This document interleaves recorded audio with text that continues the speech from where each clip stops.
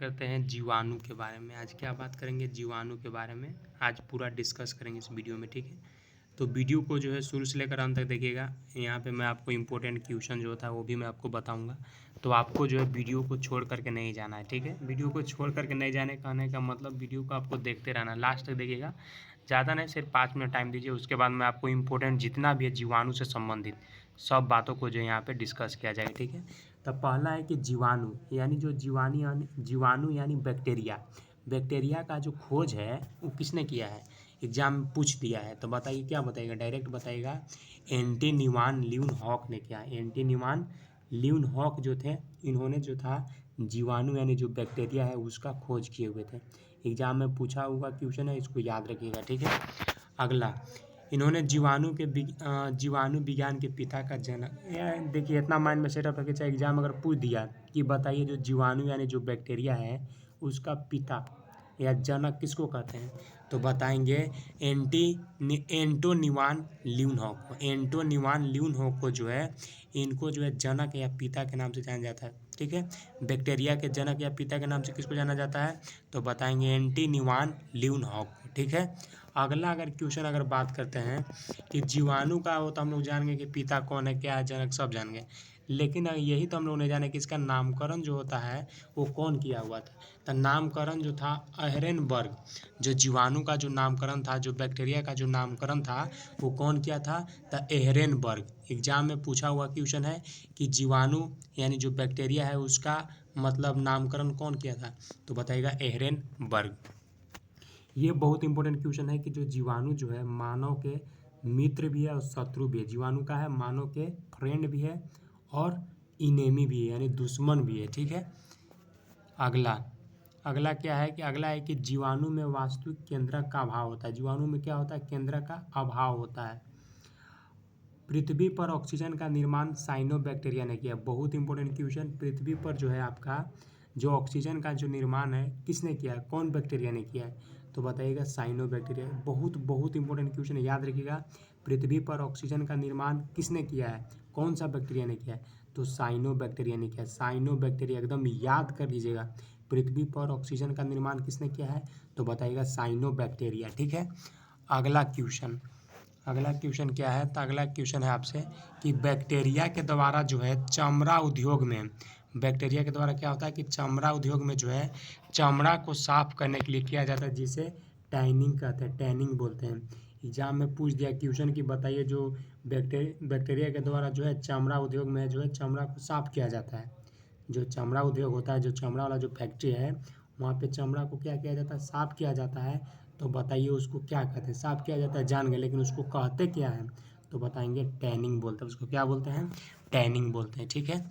अगला है कि राइबोजियम नामक, बहुत इंपॉर्टेंट क्वेश्चन है, इसको याद रखिएगा। एग्जाम में पूछा हुआ क्वेश्चन है कि राइबोजियम नामक जो जीवाणु है वो कौन सा फसल में है, तो ये जो है दलहनी फसल के जड़ में होता है। जो दलहनी फसल जितना भी ना दाल उल जो सब आता है वो सब, मतलब ये सब फसल में जो है आपका राइबोजियम नामक जीवाणु जो है इनके जड़ में पाया जाता है। जो दलहनी जो फसल है उसका जड़ में पाया जाता है।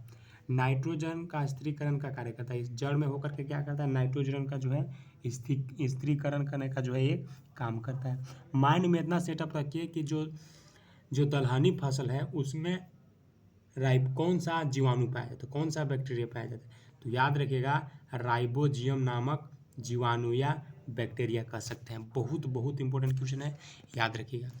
अगला है कि जो एजेटोबैक्टर है, एजेटोबैक्टर नाम जीवाणु धान के खेत में जो है नाइट्रोजन को स्थिरीकरण का काम करते हैं। यहाँ पे थोड़ा सा मिस्टेक हो गया है, जीवाणु होना चाहिए था। जो एजेटोबैक्टर नामक जो जीवाणु है वो धान के खेत में जो है नाइट्रोजन का स्थिरीकरण। देखिए धान के खेत में स्थिरीकरण कौन कर रहा है, तो धान के खेत में स्थिरीकरण जो है एजेटोबैक्टर जीवाणु कर रहा है, ठीक है। और वही दलहनी जो फसल है उसका जड़ में जो है नाइट्रोजन का स्थिरीकरण कौन कर रहा था, तो उसमें राइबोजियम नामक जीवाणु का। दोनों इंपॉर्टेंट है। अगर पूछे एग्जाम में कि दाल यानी जो दलहन फसल होता है उसके जड़ में जो है नाइट्रोजन का स्थिरीकरण करने का कार्य कौन करता है, तो नाइट्रोजन स्थिरीकरण का कार्य जो है राइबोजियम नामक जीवाणु करता है। दलहन का बात किए, अगर वही पूछे कि धान में जो है धान के खेत में जो है नाइट्रोजन का स्थिरीकरण का काम कौन करता है, जो धान का खेत होता है ना, उसमें नाइट्रोजन का स्थिरीकरण का काम कौन करता है, तो बताएंगे एजेटोबैक्टर। एजेटोबैक्टर जो जीवाणु है, ये जो है इसका स्थिरीकरण का कार्य करता है। ठीक है, अगला अगला क्या है, 1 मिनट रुकिएगा। अगला है आपका नास्टर। अगला क्या है, नास्टर तथा एनावीना। नास्टर तथा एनावीना नामक जीवाणु जो है वायुमंडल में नाइट्रोजन का कार्य करता है। बहुत इंपॉर्टेंट क्वेश्चन अगर वायुमंडल में पूछे तो नास्टर तथा एनावीना नामक जीवाणु, नास्टर तथा एनावीना नामक जो जीवाणु है, ये जो है वायुमंडल में स्थिरीकरण का कार्य करता है।